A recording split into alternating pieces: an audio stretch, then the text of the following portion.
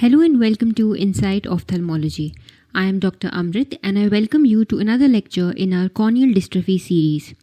Today we are going to talk about one of the most important endothelial dystrophies, that is the Fuchs Endothelial Corneal Dystrophy. Before we begin, let's understand that Fuchs dystrophy can be divided into two types based on the age of onset: the early onset form and the late onset form. The early onset Fuchs appears in the first decade of life and is caused by a mutation in the COL8A2 gene, which codes for type 8 collagen. It follows an autosomal dominant inheritance pattern, meaning that just one copy of the defective gene can cause the disease. It's quite rare and tends to appear early in life. The late onset form, on the other hand, is the one we usually see in our clinics. It typically appears between the 5th and the 7th decades of life, and most cases are sporadic, but some can run in families too. When familial, they are often linked to the TCF4 gene, which is a transcription factor where a repeat expansion in the DNA interferes with normal endothelial function.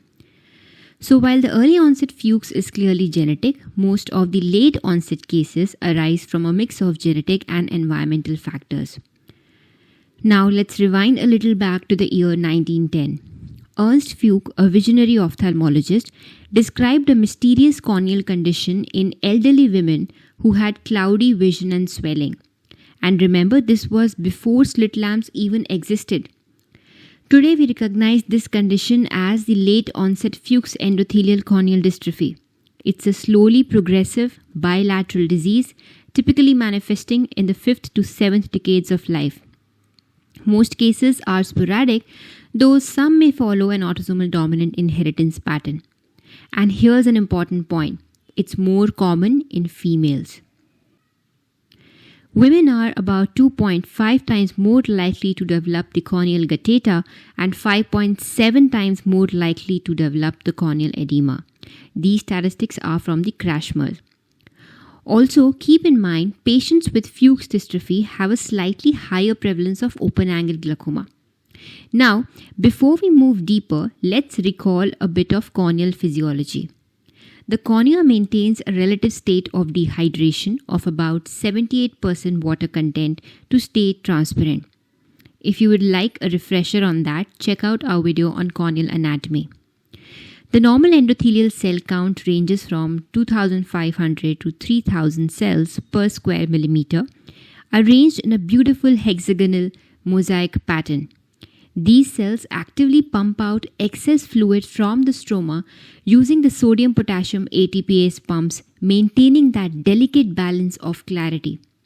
Now, in Fuchs dystrophy, the problem begins right here at the endothelial layer. Under normal conditions, these cells have two key roles. One, they secrete the Descemet's membrane, and two, they pump out the excess water from the cornea.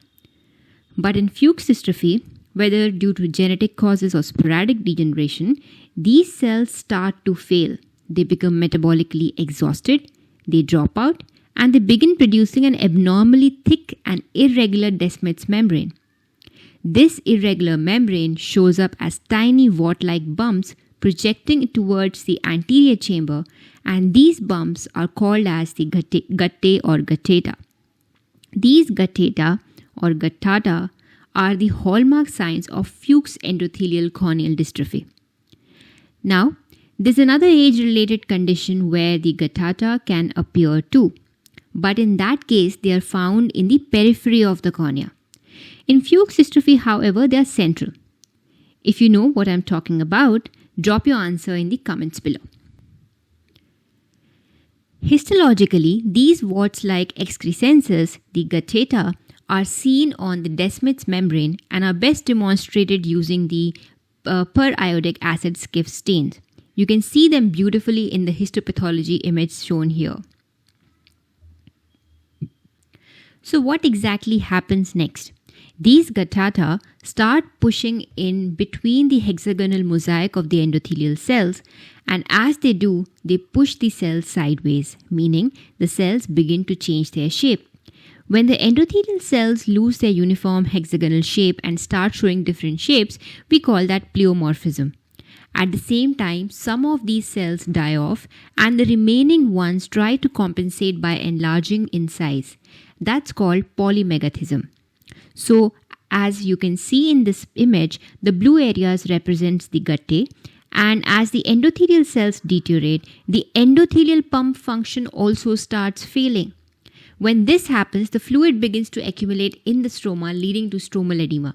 Eventually, the fluid seeps into the anterior layers of the cornea, causing epithelial microcystic edema as well. These tiny cysts will then fuse together to form larger cysts, which we call them as bullae. When these bullae rupture, they expose the subepithelial nerve endings, resulting in pain, epithelial erosions, and with repeated episodes of these erosions of the bullae, we get what is known as scarring of the cornea. And we know that whenever there's scarring, there's some amount of inflammation, and eventually new vessels can also grow in, leading into further visual decline. So that's the basic pathophysiology of Fuchs Endothelial Corneal Dystrophy. Now, under the microscope, in the first image, you can see a normal cornea with neatly arranged hexagonal endothelial cells and small round nuclei. In contrast, the second image shows an advanced case of Fuchs dystrophy where the endothelial pattern is completely disrupted with marked decrease in the cell number. Notice that the nuclei are no longer centered or round, they are shifted to one side because of those excrescences or the guttata, and this image also clearly shows the pleomorphism. As the disease progresses, the Descemet's membrane keeps getting thicker and thicker, and eventually these Guttae or Guttae can even get buried within that thickened Descemet's membrane. So how long can cornea compensate for all this loss? Normally, the endothelial cell count is around 2,500 to 3,000 cells per millimeter square. As long as it stays above 750, the cornea can still maintain its clarity through compensatory mechanism. That is, increasing the size increases the number of the sodium-potassium ATPase pumps. But once the count falls below 500, that's when the endothelial failure occurs. At that point, the cells are extremely stretched out, the pump mechanism fails, and the corneal edema develops. This is why if you are planning cataract surgery in a patient with Fuchs dystrophy, you have to be very cautious because the endothelium is already compromised. And since cataract surgery itself can cause endothelial trauma, there's a high risk of post-operative decompensation in these patients. According to the American Academy of Ophthalmology, if the endothelial cell count is below 1,000 cells per square millimeter, there's a significant risk of corneal decompensation after an intraocular surgery. So careful preoperative evaluation is absolutely essential. So after understanding the pathophysiology, let's talk about the clinical findings. According to the classification given in the latest edition of the American Academy, Fuchs dystrophy is classified or divided into 4 stages. Stage 1 is where you see central corneal Guttae and the patient is usually asymptomatic. Stage 2 is when the endothelial decompensation begins, leading to stromal edema. Stage 3 is the stage with bullous keratopathy, and stage 4 is scarring and vascularization. Let's look at each of these one by one. The stage 1, that is the central corneal Guttae, this is the earliest stage wherein you are going to find central corneal Guttae, which appear as small dark spots within the endothelial mosaic on specular reflection or illumination at the slit lamp. On retroillumination, they will sparkle like dewdrops. Sometimes you may see a little pigment dusting on the endothelium that can mimic Guttae, even fooling an experienced observer, so careful differentiation is important. So at this point, the patient has no symptoms and the cornea continues to function normally. Now, as the years pass, these tiny dewdrops or Guttae will merge and spread peripherally. Eventually, the endothelium is going to take on a beaten metal appearance, also called as beaten bronze or beaten silver in some textbooks, though the American Academy now prefers the term beaten metal appearance. The Descemet's membrane also becomes thickened and grayish, and as it advances, the Guttae can even become buried within it. Stage 2 is when the decompensation starts, and as the endothelium decomposition progresses, posterior stromal edema appears first, showing up as fine grey haze. And this early edema can be actually picked up using a sclerotic scatter illumination. So, at this point, if you're unsure about slit lamp illumination techniques, check out our video on the slit lamp illumination techniques. You might also see sometimes vertical descemet folds and microcystic epithelial edema on the slit lamp examination. In the top image here, you can see the vertical folds clearly. In stage 3, you get frank epithelial edema with Bullous formation. Here's a picture at the bottom you can see, though not from a Fuchs patient, it is showing the ruptured bullae. When these bullae rupture, they expose the subepithelial nerves, causing severe pain.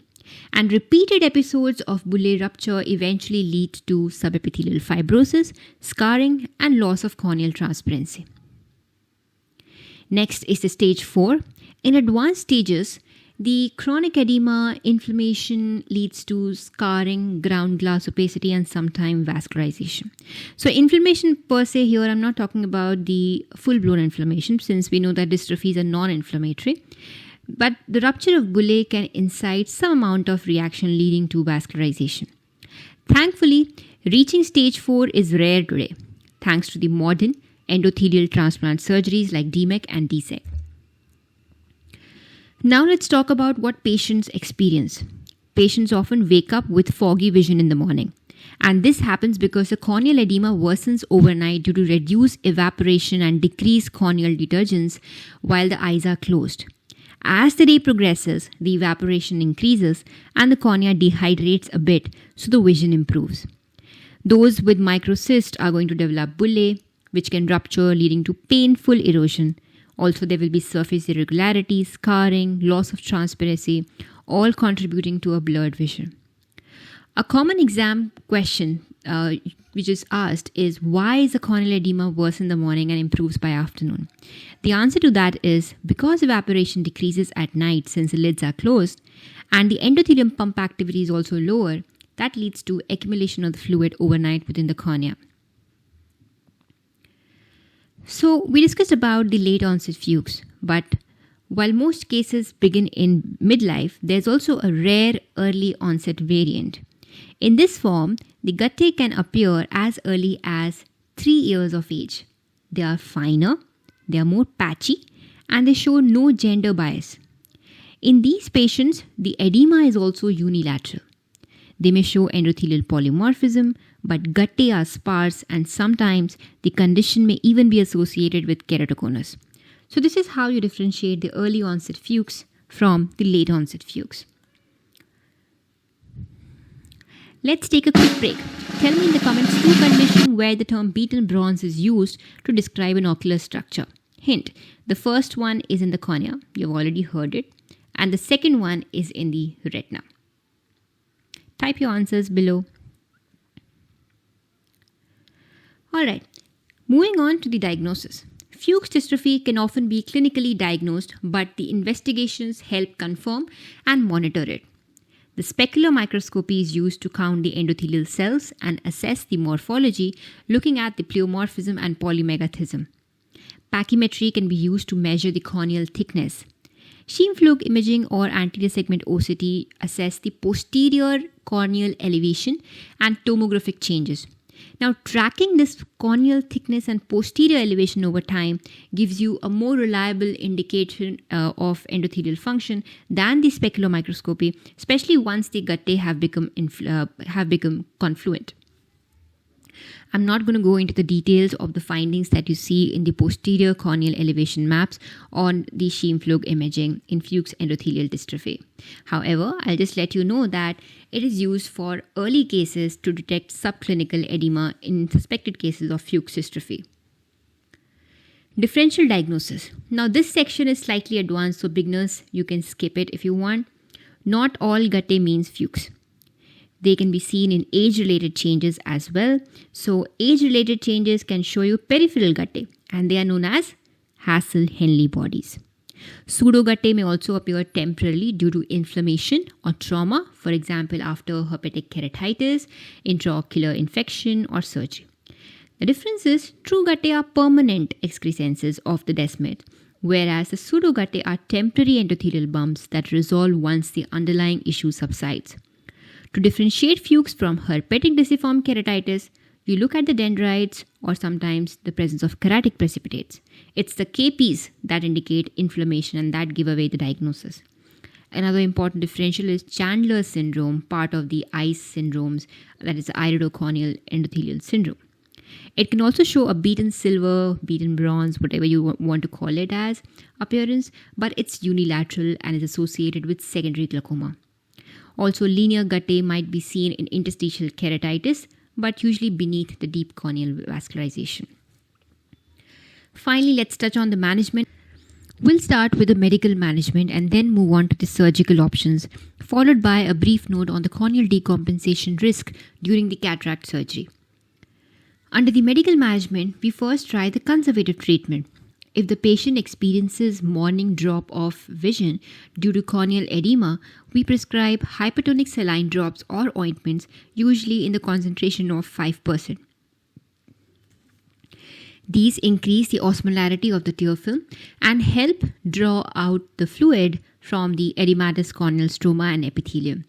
They are best applied every 2 to 4 hours during the day and once at bedtime. Another simple technique is the use of a hair dryer. Gentle warm air promotes evaporation of the excess corneal fluid and improves early morning blurred vision. If the intraocular pressure is raised, we can use topical antihypertensive agents, but avoid using a carbonic anhydrase inhibitor since they can themselves impair the endothelial pump function. For patients with ruptured epithelial bullae, bandage contact lenses are very useful. They protect the exposed nerve endings and relieve the pain. In addition, lubricants, cycloplegics, and antibiotic ointments can also help maintain the epithelial integrity and prevent the secondary infections. A promising new therapy on the horizon is the use of the Rho kinase inhibitors. These agents basically stimulate the migration and proliferation of the residual healthy endothelial cells from the periphery towards the center. That means you can use them not in advanced cases, but in early cases of Fuchs where you do have normal endothelial cells present in the periphery. Examples here include the Y27632. This is basically used in the research, in the clinical studies. And then we have nitazoxanide. Both are, however, under clinical evaluation. Interestingly, some of the studies, and this fact I think I've taken from Kansky, they show that combining the Rho kinase inhibitor with transcorneal cryotherapy enhances the peripheral endothelial regeneration. Alright, however, if the patient continues to have painful recurrent bullae despite medical management, a minor procedure called as the anterior stromal puncture can be performed. Here, small punctures can be made through the epithelium into the anterior stroma to create adhesions between the epithelium and the Bowman's layer, thereby reducing the recurrent bullae formation. Moving on to the surgical management, there are 3 main goals of surgery. We want to restore the corneal transparency, relieve the symptoms, and preserve as much normal corneal structure as possible. And therefore, surgery is indicated when the vision is significantly reduced by corneal edema, patient has recurrent painful bullous erosions, and medical therapy is no longer effective. Today, the gold standard for Fuchs dystrophy is endothelial keratoplasty, where only the diseased posterior corneal layers are replaced. Now, this approach preserves the patient's anterior stroma, minimizing the post-operative astigmatism and allowing faster visual recovery compared to the full thickness penetrating keratoplasty. There are basically 2 major techniques that we're talking about here, the DSEK and the DMEK. DMEK is Descemet's membrane endothelial keratoplasty involving replacing only the Descemet's membrane and the endothelium, and it offers faster visual recovery and better optical outcomes. DSEK, on the other hand, Descemet's stripping endothelial keratoplasty, includes a thin layer of the posterior stroma along with the Descemet's membrane and endothelium.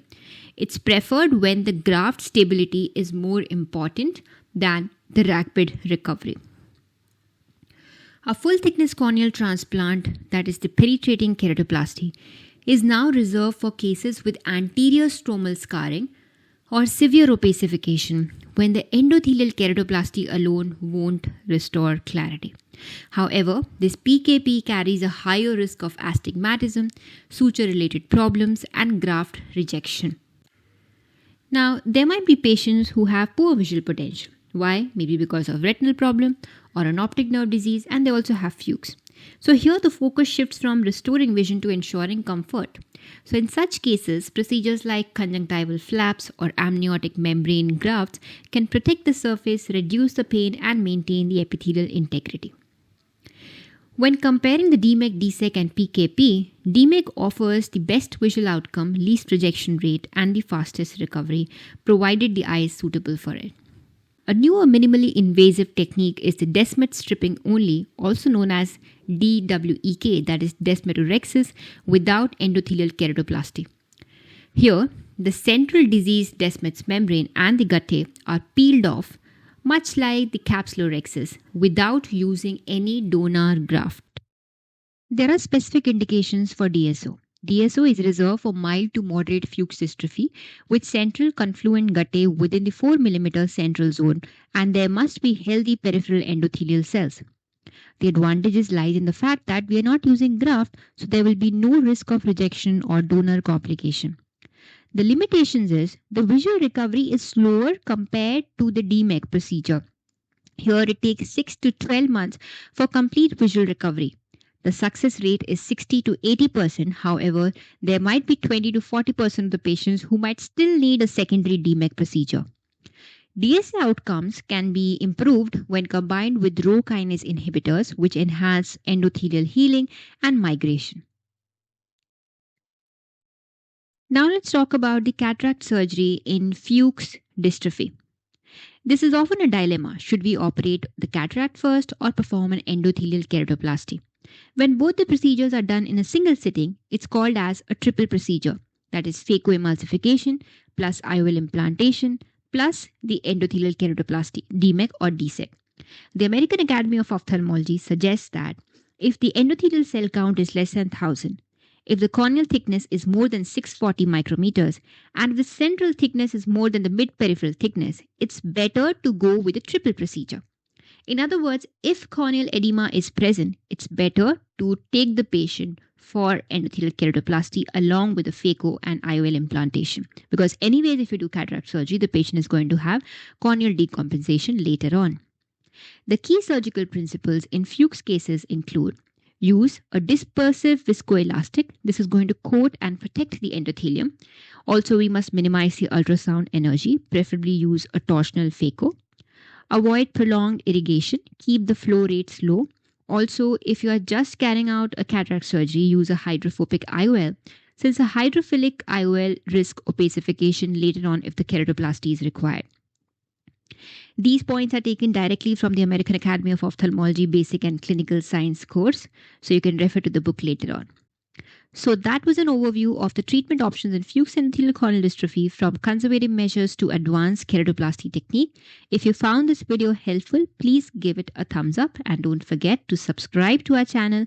We are on our way to 100k subscribers, and every view motivates us to create more high quality ophthalmology content.